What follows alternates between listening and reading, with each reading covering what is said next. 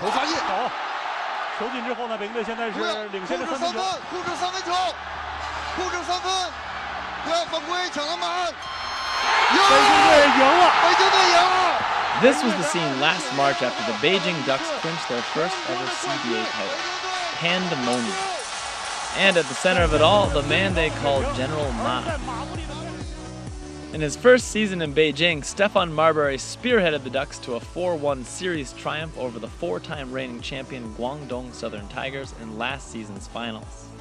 The 3-year CBA veteran finished in the top 10 in the league in scoring, assists, steals, and number of pictures taken with Chinese locals.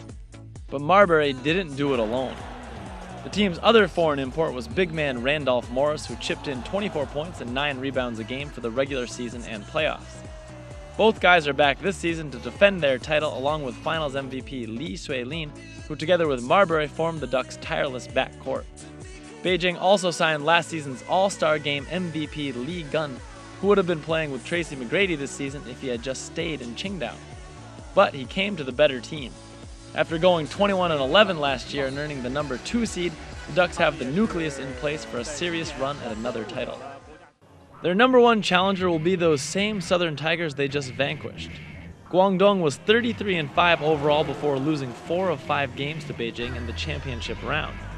But the 7-time CBA champs return a core of national team players, including versatile and volatile forward Zhu Fangyu, the CBA's all-time leading scorer. Altogether, Guangdong has 5 national teamers on its roster, so you could say they are the Guangzhou Evergrande of Chinese basketball.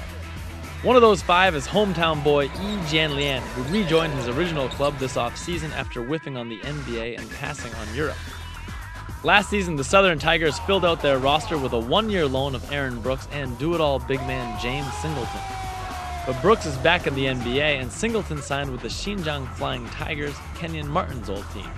Taking their place are former Arizona State bruiser Ike Diago and ex-Louisville star Terrence Williams, and the goal remains the same: championship or bust.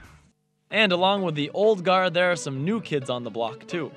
After 2 weeks of uncertainty, Gilbert Arenas has finally signed with the Shanghai Sharks. Arenas went through 11 days of training and evaluations before signing a 1-year contract worth $700,000 with last season's number 6 team.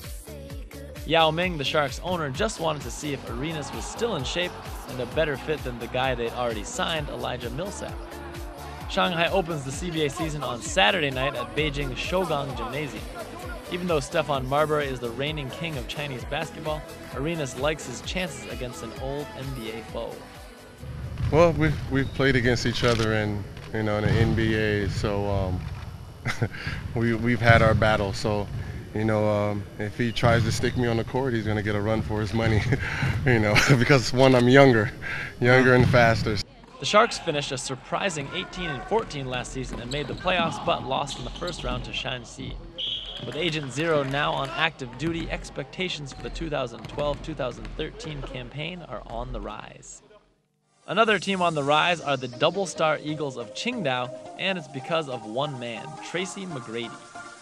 The 15-year NBA veteran arrived in his new city at the end of October and received a rock star's welcome. And his first interaction with the masses set the stage for a new wave of T-Mac fans in China. Oh, Qingdao fans, T-Mac is here. Okay, thank you. Since then, McGrady's stock has only gone up. In his first game donning Qingdao red and white, McGrady eased his way to 17 points, 8 rebounds, and 6 assists against the U.S. selection. The 2-time NBA scoring champ turned it up a notch in his second exhibition, dropping 34-9 with a cornucopia of moves inside and out. After going 500 and just missing out on the playoffs last season, McGrady will be asked to do it all for Qingdao this season. And so far, he has. Another team in the mix is the Shanxi Brave Dragons, who took Stephon Marbury's Ducks to the 5th and final game in last season's semifinal tilt. Shanxi returns both of its foreign players, Marcus Williams and Charles Gaines, who were the 3rd and 4th best scorers in the league last season. And one last team worth noting is the Bai Rockets.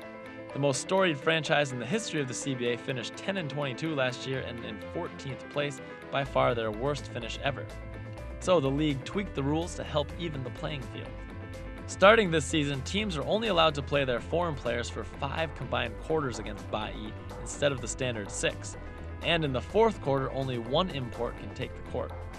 Since Bai represents the People's Liberation Army, they're not allowed to sign foreign players. When they won 6 straight titles in the late 1990s, it didn't matter.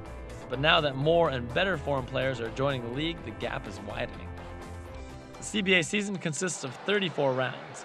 The 17 teams play each other twice each, once at home and once away, with the playoffs starting February 27th.